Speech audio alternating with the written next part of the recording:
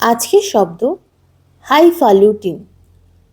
শব্দটার মানে জানার আগে কি করতে হবে আপনারা তো জানেন।